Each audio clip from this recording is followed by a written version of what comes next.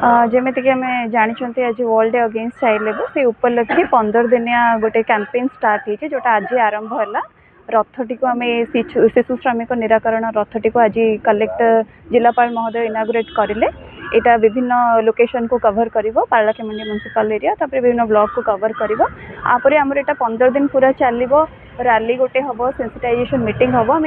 लगातार रेड आगुरी भी करूँ एबे भी करूँ आउ शिशु श्रमिक आम गजपति जिला को शिशु श्रमिक केमी फ्री करवा से प्रयास रहा। आज पर गवर्नमेंट जो आउटरीच प्रोग्राम डिपार्टमेंट तरफ केमती भल कम सब हो आज शिशु श्रमिक निशा शिशु श्रमिक निरोध दिवस लेबर डिपार्टमेंट रू पालन कर ऑनरेबल कलेक्टर एडीएम सार DSW madam cultural madam labour officer plus excise department ये सब गोटे इंटर कोऑर्डिनेशन डिपार्टमेंट तरफ बोथ निशा मुक्तिकरण दिवस प्लस शिशु श्रमिक विरोधी दिवस गोटे जॉइंट रैली करा गजपति जिले में Paralakhemundi. Our aim and objective कौन सर गजपति जिलूर केमी शिशु श्रमिकटा को कमे बंद कर प्लस निशाटा को भी